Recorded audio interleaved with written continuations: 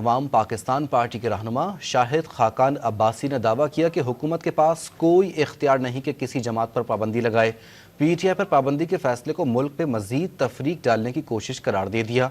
हसास इदारों को phone tapping के इख्तियार को तनकीद का निशाना बनाते हुए कहा कि अवाम की जिंदगियां 18 के अफसर के हवाले कर दी गई। किसी जमहूरी हुकूमत ने दूसरी पॉलिटिकल जमातों को बैन नहीं किया। आप किस तरफ जा रहे हैं कि मुल्क को किस तरफ लेकर जा रहे हैं? आज मुल्क को जरूरत है जोड़ने की।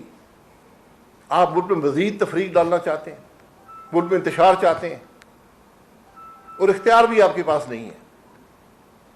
शायद गुजरा को एहसास नहीं है, हुकूमत किसी को बैन नहीं कर सकती। आर्टिकल 6 लगा तो फिर बहुत से लोगों पे लग जाएगा, जो आज हुकूमत में इन पे भी लग जाएगा। नोटिफिकेशन जारी हुआ है, इसने हमारी जिंदगी एक ग्रेड 18 के अफसर के हवाले कर दी है।